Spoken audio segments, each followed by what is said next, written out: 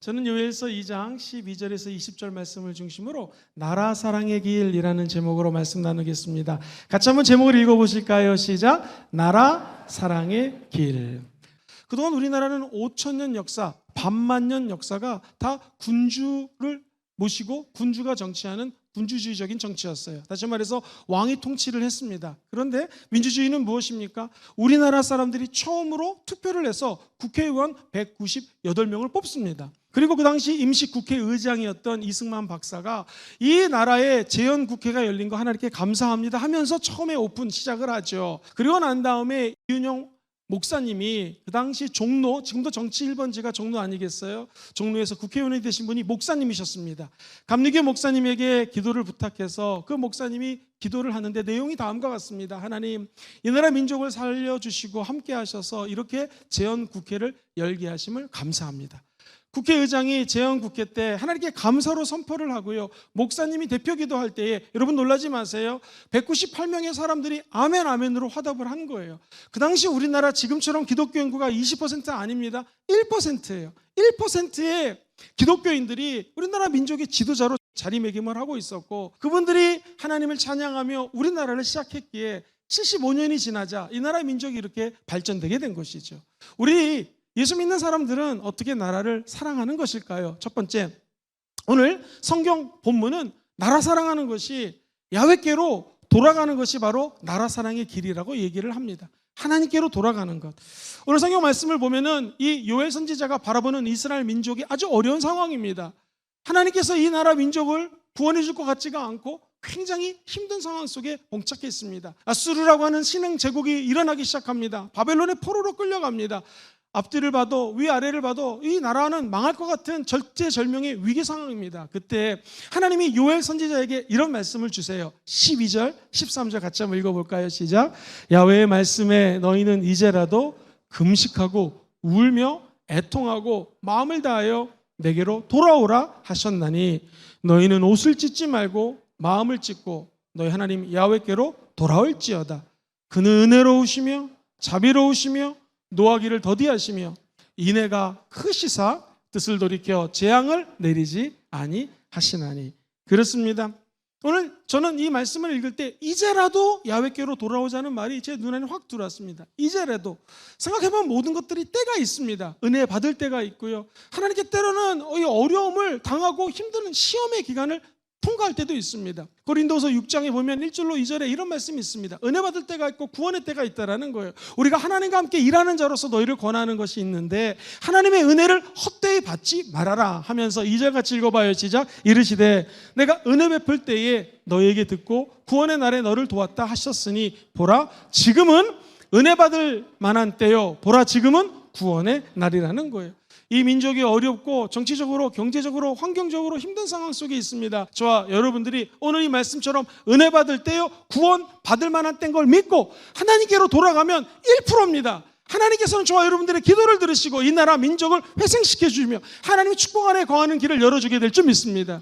시편 137편 1절에 보면은요 그 당시 바벨론으로 끌려갔던 사람들이 강변에 포로 수용소가 있었어요. 왜? 물을 먹여줘야 되니까. 그러니까 이렇게 고백을 하는 거예요. 우리가 바벨론의 여러 강변 거기에 앉아서 시온을 기억하면서 울었다라는 거예요. 시온성, 하나님의 임재가 있는 장소입니다. 하나님의 성전이 있는 곳 예루살렘을 바라보며 울며 회개했다라는 것이죠. 사랑하는 성도님들, 이 나라 이 민족이 앞으로 하나님의 은혜 가운데 잘되고 세계 최대 강국이 될 걸 믿으시면 아멘 해볼까요? 하나님의 임재를 바라보며 울며 기도할 때 하나님의 은혜가 우리 가운데 임하게 된다라는 것이죠. 목사님, 내가 아무리 생각해봐도 뭘 회개해야 될지 모르겠습니다. 어떻게 주님께 돌이켜야 될지 모르겠습니다. 저와 여러분들이 사무엘이 선포한 것처럼 기도하지 않은 것이 죄입니다. 나라와 민족을 위해서 기도하지 않았다면 오늘 회개하시고 이 나라를 위하여 민족을 위하여 기도해 주시기를 주의 이름으로 축복합니다. 나아가 내가 예수 믿는 사람인데 성령의 열매를 맺지 않은 것이 있다면 하나님께 회개하십시오. 사랑, 희락, 화평, 오래 참음, 자비, 양선 충성, 온유, 절제, 성령의 열매인데 이걸 맺지 않고 미워하고 시기하고 질투하고 마음속에 불안불안하며 살았던 것, 내 자신을 절제하지 못했던 것들을 주께 회개할 때 하나님은 여러분의 그 회개를 들으시고 여러분만 아니라 여러분 주변에 있는 사람들에게 복을 주게 될 것이요, 나아가 이 민족을 구원하는 역사가 나타나게 될 줄 믿습니다. 회개하는 방법을 오늘 본문 12절은 이렇게 이야기를 합니다. 야훼의 말씀에 너는 이제라도 첫 번째 금식하라, 두 번째 울면서 기도하라, 세 번째 애통하면서 기도하라는 것입니다. 네 번째 네 마음을 다하여 하나님께로 돌아올지어다. 예레미야 선지자가 이야기를 합니다. 성경에 보니 역대하 15장 15절에 보면 하나님께로 돌아가기만 하면 이런 기적이 일어나는 거예요. 같이 읽어볼까요? 시작. 온 유다가 이 맹세를 기뻐한지라. 우리가 마음을 다하여 맹세하고 뜻을 다하여 야훼를 찾았으므로 야훼께서도 그들을 만나주시고 그들의 사방에 평안을 주셨노라. 할렐루야. 저와 여러분들이 야훼를 찾고 뜻을 다하여 주님을 만나기를 원하면 주님이 만나주십니다. 그리고 저와 여러분들 사방팔방의 주변에 하나님의 평화가 임하게 되는 것이에요. 저와 여러분들이 회개하고 야훼께로 돌아가야 될 이유는 우리가 회개하면 우리 주변이 평화롭게 된다는 것이죠. 우리나라가 이처럼 잘 살게 된 것, 이 나라의 믿음의 선배들이 기도하고 시작했기 때문입니다. 앞으로 우리 후손들이 물려받을 나라는 저와 여러분들의 기도를 통하여 세계 최대 강국이나 두 번째 강국되는 기적이 일어나기를 주의 이름으로 소망합니다. 하나님이 하나님의 사람에게 너는 니느웨로 가서 말씀을 증거하라 안 갔습니다. 저는 다시스로 가서 다시 시작하겠습니다 했지만 그는 결국에는 고래 밥속에 들어가지 않습니까? 그런데 이 요나서를 가만히 읽어보면 2장에 기가 막힌 말이 나와요.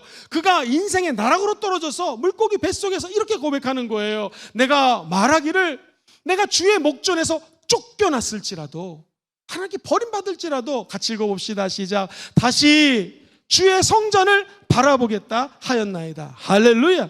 이게 주께 돌이키는 것입니다. 이스라엘 백성들이 바벨로니아 강가에서 포로 생활 가운데 저 시온성 예루살렘을 바라보며 울부짖으며 기도했듯이 저와 여러분들이 오늘 물고기 뱃속에 갇혀있다 할지라도 하나님의 영광의 성소를 바라보고 임재를 사모하며 기도할 때 주님이 회복시켜 주십니다. 물고기가 그를 토하게 하셨고 하나님은 끝까지 요나가 사명을 감당할 수 있는 길을 열어주신 것이죠. 나라 사랑의 길, 주님께로 돌이키면 주님이 신기하게 묶여있던 것을 풀어주십니다. 꼬여있던 것을 다시 새롭게 변화시켜 주시는 것, 이것이 은혜인 줄 믿습니다. 오늘 큰 두 번째입니다. 어떻게 하는 것이 나라를 사랑하는 것일까요? 같이 한번 읽어보시죠. 시작. 부흥이 나라 사랑의 길입니다. 그렇습니다. 부흥이 나라 사랑의 길입니다. 목사님, 왜 부흥이 나라 사랑의 길입니까? 이 부흥이라는 단어는 두 가지로 압축이 될 수 있어요. 영어로 revival이거든요. revival은 접두사 are는 다시라는 뜻이고요. vival이라는 단어는 live, 살아간다는 거예요. 그러니까 다시 살아나는 것이 부흥입니다. 죽었던 영혼이 살아나는 것이 부흥입니다. 우리 예수님이 가는 곳마다 아픈 자를 치료하셨습니다. 상한 심령이 살아났습니다. 아픈 육체가 살아났습니다. 죽은 나사로도 살아났습니다. 저와 여러분들이 만나는 예수 그리스도 때문에 죽은 것들이 다 살아날지어다. 되살아나는 거예요. 두 번째, renew, 새롭게 되는 거예요. 회복되는 것입니다. 진짜 revival, 진짜 부흥은 우리 안에서 예수의 영으로 충만해서 죽었던 것들이 다시 회복되는 것이고요. 하나님의 꿈과 소망이 회복되는 것이고요. 아픈 자들은 다시 치유의 회복이 있는 것이고요. 물질을 잃은 자들은 물질의 회복이 있는 것입니다. 이게 진짜 부흥인 줄 믿습니다. 그렇다면 개인의 부흥은 무엇이겠습니까? 개인의 부흥은요, 성령 만나야 돼요. 예를 들어 볼게요. 지금 에베소 교회에 리더가 아볼로입니다. 이 아볼로는 일반 사람 아니에요. 구약의 대가입니다. 율법의 대가예요. 성경을 외우고 있었어요. 그러므로 그 제자들도 성경을 엄청나게 많이 교육받았고 알았던 사람들입니다. 바울이 아볼로와 에베소 교회에 가서 복음 증거합니다. 기도합니다. 그때 아볼로를 통하여 하나님의 영이 임하게 되고요. 그 수많은 사람들이 방언을 받고 성령 충만하게 됩니다. 할렐루야. 그때 진짜 부흥이 심령 속에 임하게 됩니다. 호주의 스튜어트 피건 교수님의 의견처럼 부흥은 인간의 힘으로 되는 것이 아닙니다. 하나님의 영이 임해야지 부흥이 된다는 것입니다. 우리 순복음종교의 모든 성도님들이 개인이 심령의 부흥이 있을지어다. 되살아나기를 바랍니다. 새롭고 회복되기를 주의 이름으로 축원드립니다. 그러면 이 부흥은 옆으로 전이가 되는 거예요. 개인의 각성이 사회의 각성으로 연결이 되는 것입니다. 그렇다면 교회의 부흥은 무엇이겠습니까? 성경에 보면 교회의 부흥은 주께서 구원받는 사람들을 날마다 더했다고 말씀하십니다. 예를 들면 사도행전 11장 21절 시작. 주의 손이 그들과 함께 하심에 수많은 사람들이 믿고 주께 돌아오더라. 오늘 우리 하나님의 손이 여러분과 함께 하셔서 치유의 손을 만지기를 주의 이름으로 축원드립니다. 12년 혈루병 여인이 예수 그리스도의 옷자락을 만지자 혈루병이 끊어지고 기적이 일어났던 것처럼 주의 손을 만지는 자들마다 회복될지어다. 목사님, 질문 있습니다. 이 말씀을 내 삶에 어떻게 인용할 수 있겠습니까? 여러분, 우리 교회를 통하여 부흥이 임할 거 믿으시면 아멘 해봅시다. 부흥을 준비하셔야 됩니다. 부흥을 어떻게 준비합니까? 한번 따라해볼까요? 말씀으로 부흥을 준비합니다. 시작. 말씀으로 부흥을 준비합니다. 하나님의 영은, 성령은 하나님의 말씀을 만드신 분이십니다. 예를 들면 요시아 왕이라는 사람이 있었어요. 이때 시대의 사람입니다. 26살 때에 종교개혁을 일으킵니다. 그가 종교개혁을 첫 번째 일으켰던 것은 무너졌던 성전들을 다시 수리하기 시작합니다. 오늘 저와 여러분들 영혼 속에서도 성령이 거하는 성전인데 무너진 게 있으면 다시 수축하시고 수리하시기를 주의 이름으로 축원드립니다. 리노베이션 하라는 것입니다. 하나님을 사랑하는 것보다 더 사랑한 게 있으면 오늘 그 우상을 무너뜨리시고 하나님만 사랑하시기를 주의 이름으로 축원드립니다. 성전을 수리하는데 이게 웬일입니까? 두루마리가 발견됩니다. 무려 60년 동안 이 말씀을 읽은 적이 없습니다. 그래서 성경에 보면은요, 열왕기상에 이 말씀을 펴놓고 읽기 시작합니다. 이게 부흥의 시작입니다. 이게 종교개혁의 기치를 든 사람들이 마땅히 해야 될 일이라는 거예요. 열왕 22장 8절을 한번 읽어볼까요? 시작. 대제사장 힐기야가 서기관 사반에게 이르되 내가 야훼의 성전에서 율법책을 발견하였노라 하고 힐기야가 그 책을 사반에게 주니 사반이 읽으니라. 어떤 부흥도 말씀 없이는 일어나지 않습니다. 참된 부흥은 하나님의 말씀과 동반한다는 사실 기억하기를 주의 이름으로 축원드립니다. 부흥은요, 두 번째 따라해볼까요? 기도로 부흥을 준비합니다. 시작. 기도로 부흥을 준비합니다. 요엘서 2장 15절로 17절 보면은요, 하나님 앞에 기도할 때 이렇게 하라는 거예요. 신기합니다. 너희는 시온에서 나팔을 불어라. 그리고 거룩한 금식일을 정하라. 성회를 소집하라. 모여서 예배드리라는 것이죠. 백성을 모아라. 그 모임을 거룩하게 해라. 첫 번째, 장로들을 모으고, 두 번째, 어린아이를 불러오라는 거예요. 세 번째, 젖 먹는 아이까지 데리고 오라는 것입니다. 네 번째, 신랑 신부가 있거든요. 그 신랑 신부 신방이에요. 방에서 나오라는 거예요. 신랑도 신부도 그 신방에서 나오게 하라는 것입니다. 즉 어린이부터 어른들까지 남녀노소 신분을 가리지 말고 다 데리고 오라는 것입니다.